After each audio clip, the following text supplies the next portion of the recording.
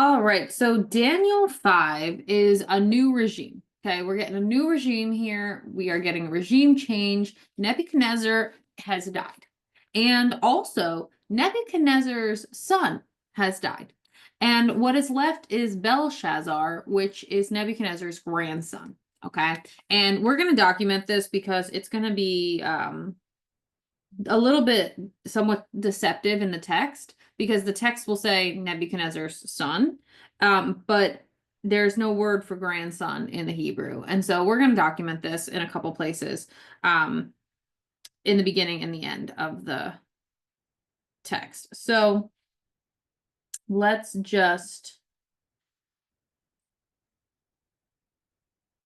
start, and then we're going to make a quick side study, and then we're going to come back. So Belshazzar, the king. So now we know the king is Belshazzar. Where did Nebuchadnezzar go? No one told us. Well, he died. Well, actually, to be fair, in Daniel 4, God told us, right? But we know that his days are gonna be kind of numbered. We're gonna see that theme again.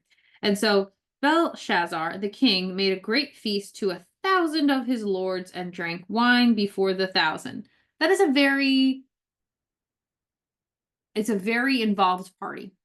If they're having the guests of honor are 1,000 people, that's not even all the other people invited, right? So there's a lot of things going on with this feast. It's a grand feast, okay? And because it's such a grand feast, Belshazzar, whilst he tasted the wine, commanded to bring the golden and silver vessels which his father, and we're going to document in a second, grandfather, Nebuchadnezzar, had taken out of the temple which was in Jerusalem, that the king and his princes, his wives, and his concubines might drink therein. Right? Like, there's more at this party than just 1,000 nobles, but he wants to really show his wealth and show his wherewithal. So we know from Jeremiah 27, we're just gonna, you don't have to go there, I'm gonna go there. Jeremiah 27:7, we know that God gave all the lands into the hand of Nebuchadnezzar, but here's the length of time. Here's why we came here. And all nations shall serve him, and his son, and his son's son, until the very time of his land come, and then many nations and great kings shall serve themselves of him, right? This is telling us how long Nebuchadnezzar, his son, and his grandson are going to reign in Babylon before kingdoms overtake them. And again, the kingdoms that are in Daniel 2, Media-Persia, and then Greece, and then Rome, and then the Mohammedans, like many kingdoms are going to come from that. And so what we see here is Belshazzar has to be the grandson because he's about to lose the kingdom to Persia. Spoiler alert. Okay, so this chapter is the end of the Babylonian reign. It's the end of Belshazzar's reign and the Nebuchadnezzar's lineage's reign, because Media-Persia is about to come in and take the throne. We're going to see that in Daniel 6, right? So when we see here with Belshazzar, there's been a fair amount of time that has passed. Nebuchadnezzar, Nebuchadnezzar's son, and also Belshazzar, right? So he wants these silver and golden vessels, which were taken at this point 50 years ago. These are like 50-year-old artifacts, which is part of the allure, right? They are, look at me, look at my wealth, look at these things that I have here. It's a very bad idea to do that. So back in Daniel 5:3, then they brought the golden vessels that were taken out of the temple of the house of God, which was at Jerusalem, and the king and his princes, his wives, and his concubines drank in them.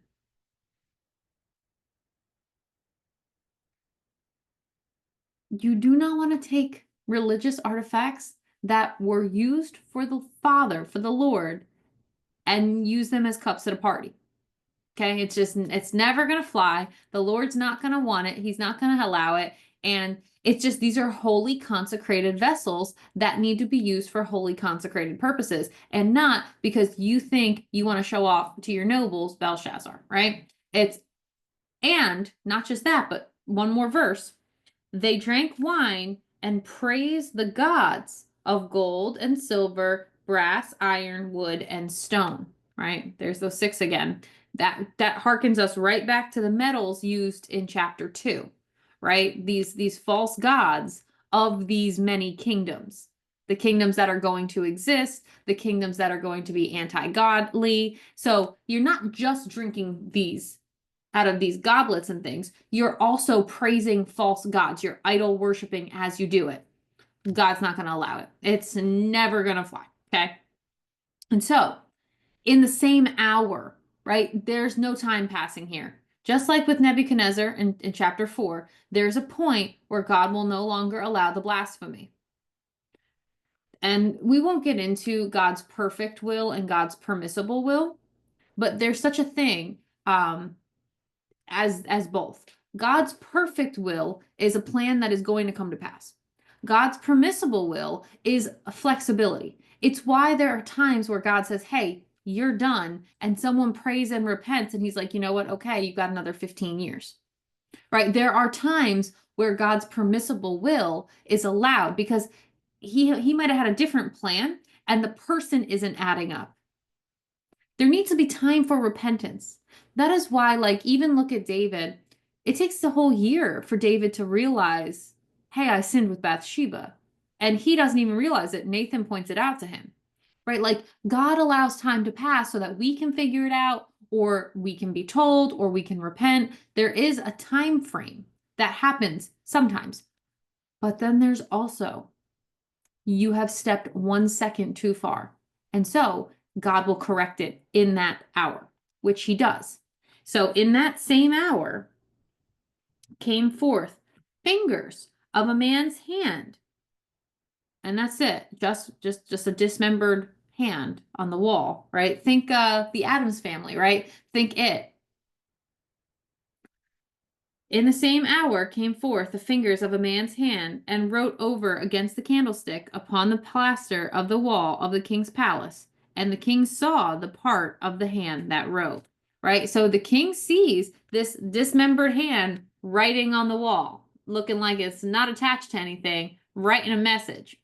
Okay? And he's drunk, but he's not that drunk to not realize, uh-oh, something serious going on here. Like, I'm not hallucinating. This is a problem. Okay. And so the king's countenance was changed naturally, and his thoughts troubled him naturally, so that the joints of his loins were loosed and his knees smote one against another, right? His knees are knocking, he's shaking, he's peed himself, like he is scared. So this is more than just a like, hey, did I really see that? This is a like, oh no, I see something that is very terrible to me here, but I don't know what it is. We will say this for both Nebuchadnezzar and his grandson, Belshazzar.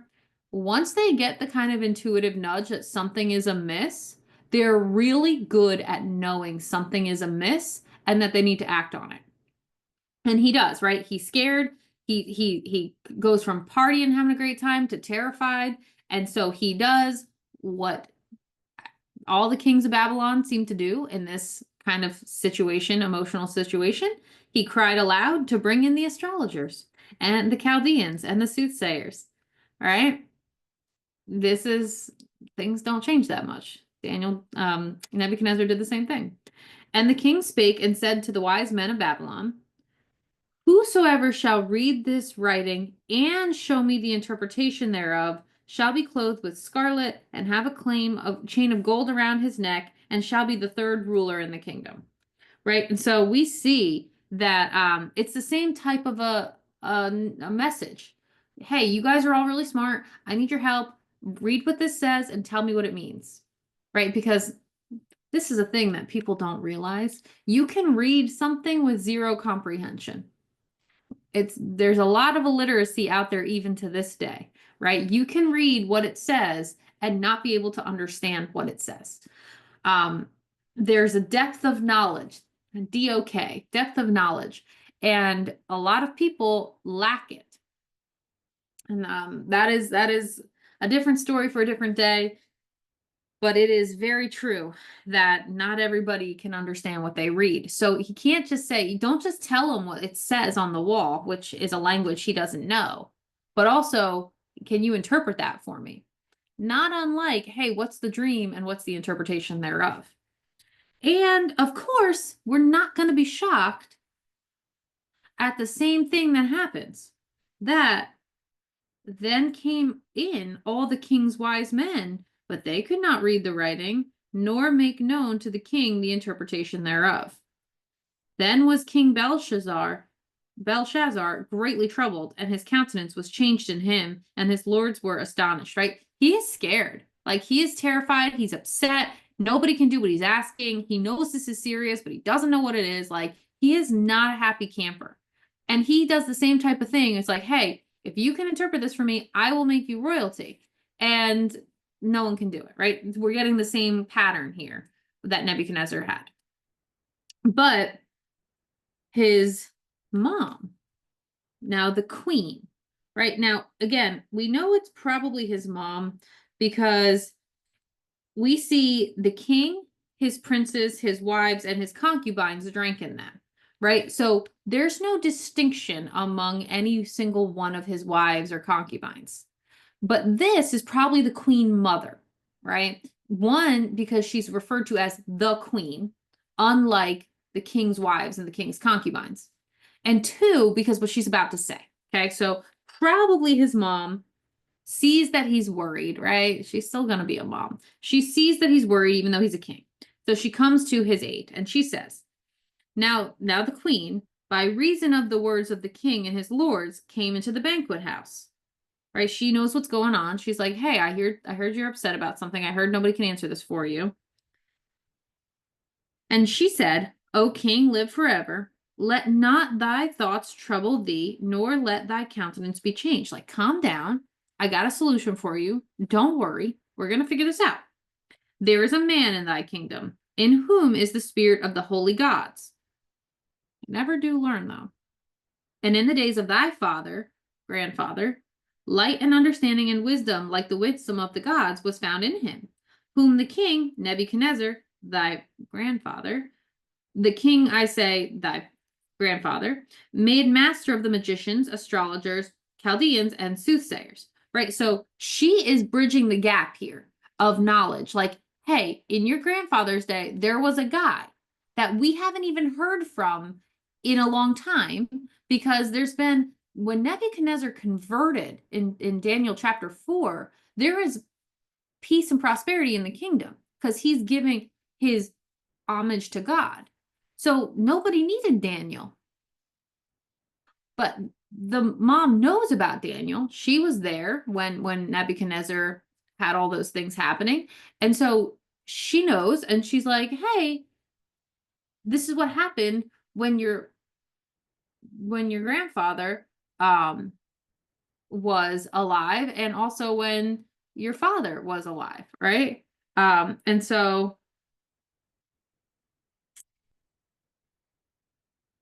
we're seeing the length of time that has passed.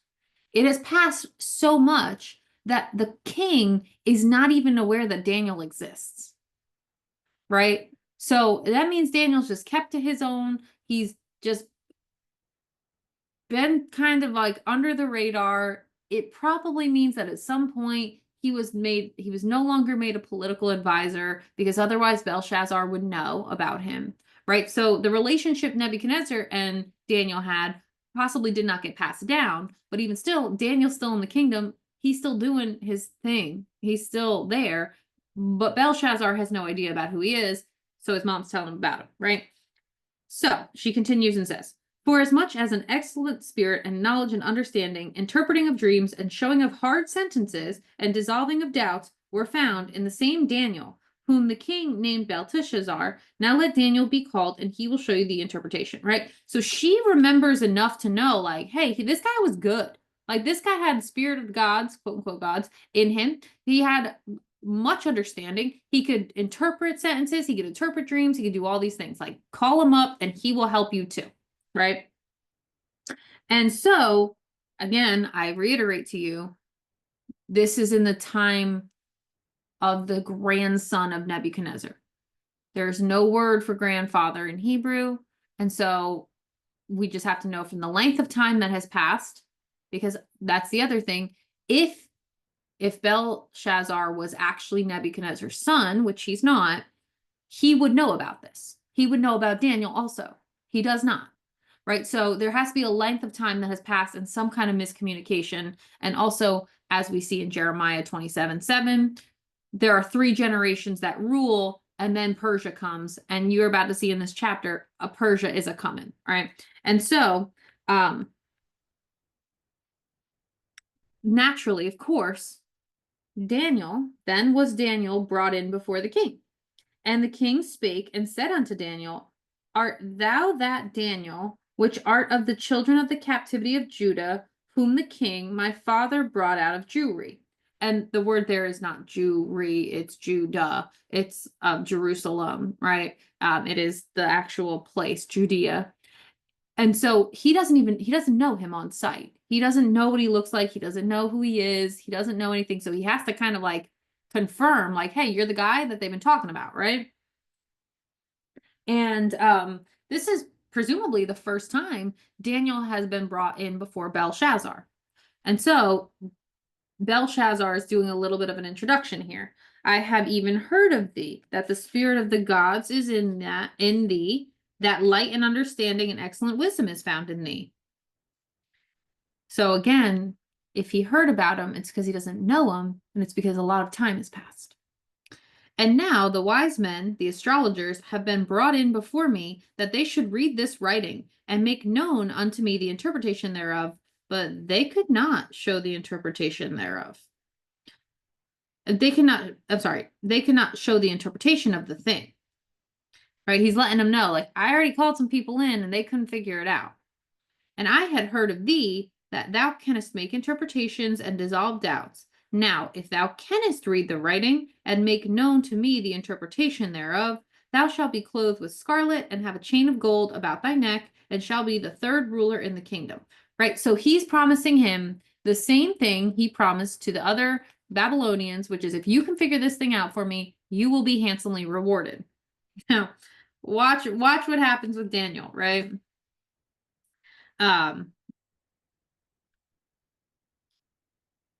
Watch what happens with Daniel. So, oops, went too far, sorry. So Daniel answered and said before the king, Let thy gifts be to thyself, and give thy rewards to another. Yet I will read the writing unto the king, and make known to him the interpretation, right? He looks at the wall, he knows he can see it, he knows what it means, but he also knows this kingdom, there's no point in trying to be a ruler in it. It ain't gonna last. Right? He's like, you can keep your gifts, you can keep all the things. I don't need them. This kingdom is done, but I will tell you what it is anyway, because you're supposed to know about it, right? Because the Lord is sending you a message and you're supposed to get it read. Which I do think is important for us to be aware of. God will send messages that are not like always so forward, always so straightforward. They may need an interpreter. I know in my life, there's definitely been times where the Lord has sent answers through other people. There's been a lot of times, actually, most of the times, actually, if I'm thinking about it.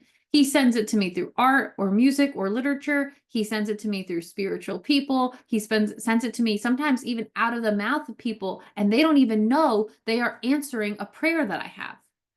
This is why the kingdom all works together, because the messages from God sometimes come through other people. God is sending Belshazzar a direct message that Belshazzar can't read and needs Daniel for, right? And that's true for us even now, even to this day. Okay, so just be aware of that. So he knows those gifts aren't going to really do much for anything. And then he kind of gives his own introduction, right? Kind of like the mom and even like Belshazzar, they give a little backstory. And so Daniel says, O thou king, thy most high God gave Nebuchadnezzar thy father a kingdom and majesty and glory and honor. Right? Jeremiah 27:6. And for the majesty that he gave him, all people, nations, and languages trembled and feared before him, Whom he would, he slew, and whom he would, he kept alive, and whom he would, he set up, and whom he would, he put down, right? Like, he was a great king. God gave him a lot. He had decisions that he made. He did things, like, he was a good king. But when his heart was lifted up and his mind hardened in pride, he was deposed from his kingly throne, and they took his glory from him, right? That's going back to Daniel 4. Like, when he was so prideful and haughty, he was allowed to be counted in with the beasts of the field, and they deposed him as a king. Obviously, he got brought back because Belshazzar is his direct descendant. And he was driven from the sons of men, and his heart was made like the beasts, and his dwelling was with the wild asses, and they fed him with grass like oxen, and his body was wet with the dew of heaven, till he knew that the Most High God ruled in the kingdom of men, and that he appointeth over it whomsoever he will, right? Again, this is a direct reference to Daniel 4 of what happened to Nebuchadnezzar to ensure that he would know who the mighty God really is. That even though Nebuchadnezzar had a lot of great things in the kingdom, unfortunately, he is not the end-all be-all in the kingdom. God is. Which, again, we know from Daniel 4, Nebuchadnezzar does come to that party eventually. And he comes to the party so well that, again, it appears there's no issues in the kingdom for a fair amount of time. So Daniel recaps chapter 1 to 4, lets him know about everything that befell his grandfather, and now he has the hard message, right? And thou his son, O Belshazzar, has not humbled thine heart, though thou knewest all this, right? He's saying, like, you knew what happened to your grandfather. Like, you knew some of the things that happened to him in the kingdom, which is not a real shock because I'm sure the thing was probably really dramatic at the time. You knew the things that happened, but you did not listen. You were prideful. Well, guess what? But thou hast lifted up thyself against the Lord of heaven, and they have brought the vessels of his house before thee, and thou and thy lords, thy wives, thy concubines have drunk wine in them, and thou hast praised the gods of silver and gold and brass and iron and wood and stone, which see not, nor hear, nor know, and the God in whose hands thy breath is, and whose are all thy ways, hast thou not glorified. Right? So Daniel is showing that he knows what transpired, even though he wasn't there. Right? Daniel is well aware of the situation that transpired that Belshazzar did to get him in this situation with this message from God and this dismembered hand writing a message on the wall. And of course, the gods of silver and gold and brass, iron, wood, and stone. Again, Daniel is well aware of these because he's the one that interpreted chapter 2, right? So he's well aware of what's going on here. So he's going to confirm that God himself sent this hand. Then was the part of the hand sent from him, and this writing was written. And this is the writing that was written, right? So he's going to read what's on the wall. And what it says is, Mene, mene, tekel, upharsin, or euphrasin, right? I've heard it pronounced either way. Mene, mene, tekel, euphrasin. Now, you've probably heard the phrase, the writing is on the wall. It comes from Daniel 5. Okay, when someone says, oh, the writing is on the wall, I knew it was done. That company ended, the writing was on the wall. When the writing is on the wall means the ending of something, right? That's where it comes from. It comes from this moment in Daniel 5, the writing on the wall. And so if you hear the writing on the wall, it's never a good thing because it means the end is nigh. The end is near. The end is coming. And so he reads it. That's the reading. That's the literal comprehension. That's what it says. Because that's what Belshazzar asked for. He's like, can you read it to me and tell me what it means? Because he can't do either.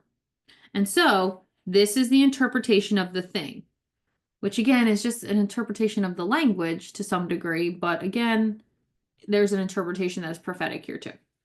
This is the interpretation of the thing. Mene, God hath numbered thy kingdom and finished it, right? Mene, mene is said twice for emphasis. Your kingdom is finished. Your kingdom is finished. Right? Tikal, thou art weighed in the balances and art found wanting. Right? And so when what he's done is God judged him. God's weighed him in the balances and he's found lacking. He's not in the balance. Right? And so it's a very harsh condemnation on Belshazzar. It's you are done, your kingdom is finished. You are done, your kingdom is finished because you have been found lacking. You are not a good king. You are not a good man. You are not somebody who deserves this kingdom. You are prideful. So again, he's not holding up to the standard. And God is going to take the kingdom from him. And then Perez, which is from Euphrasia, right? Like there's the connection there. Perez, thy kingdom is divided and given to the Medes and Persians. And that's gonna happen. Right? So the whole message is you finished. You are finished as a person. Your kingdom is lost and it's moving on to the next phase from that head of gold that we saw in chapter 2, which was Babylon, to the silver neck and chest, which is Medio-Persia. All right. The kingdom's divided, it's split, and you have lost it, and that is that. And so then commanded Belshazzar. Look at this, though. I always like this for Belshazzar, I have to say. Then commanded Belshazzar, and they clothed Daniel with scarlet and put a chain of gold about his neck and made a proclamation concerning him that he should be the third ruler in the kingdom. Right? Now, again, does he do this because he sticks true to his word? Probably. Is there maybe some little bit of defiance in here? Like, I'm going to make you a king because I don't believe that this kingdom is coming to a conclusion? Possibly. We do not get a good sense for it. We do know he keeps his word. There are a lot of things it could mean, right? It definitely means that he has kept his word and he is somewhat honorable. But of course, it could also be some sort of an act of defiance, not unlike what we saw potentially in chapter 3, right? Where Nebuchadnezzar sees the statue and he makes his own statue. So he does do what he said to Daniel, which is kind of a good thing, but could also be kind of a bad thing because a new kingdom is about to come in. And so the other thing that could be the case is that if Belshazzar if he makes good on his promise and he gives Daniel this mantling, if a new kingdom comes in and they see Daniel and they want to slay him because he's a ruler, it could be something that Belshazzar is counting on, right? Like, because it's like, I didn't like this interpretation, so if I'm dying, you're dying too, right? So it could be a lot of things. I don't think the text is clear other than he does what he says. Why he does it and to what end, I just want to give you some potential insight, but I don't want to add to the text, of course. I do think those are valid conclusions to draw, one or all of them. I think you could say probably any of those could be true. And so Daniel does become a ruler in Babylon, third ruler. It's the highest position, actually, that he has for the shortest amount of time. Because in that night was Belshazzar, the king of the Chaldeans, slain. And Darius, the Median, took the kingdom, being about 62 years old, right? So at 62 years old, Darius, the Mede, takes the kingdom. It is exactly like God said in Jeremiah 27:7. It is exactly like Daniel tells him. And of course, the next bit of Daniel, we will see the king is the Persian king, right? So it is a sort of a sad ending, I guess, to Babylon's rule.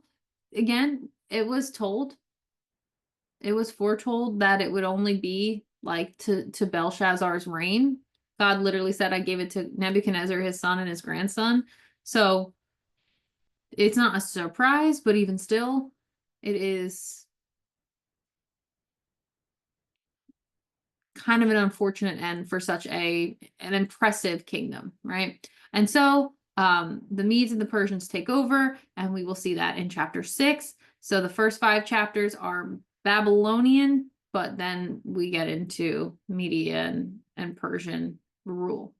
And so we will get to Daniel. Of course, we will get to a very familiar story, probably the most familiar story everybody knows in Daniel, which is the lion's den in the next chapter, which is in fact not under the kings of Babylon, but is, as the kingdom has shifted to the silver gods, to the silver part of the kingdom, Media Persia.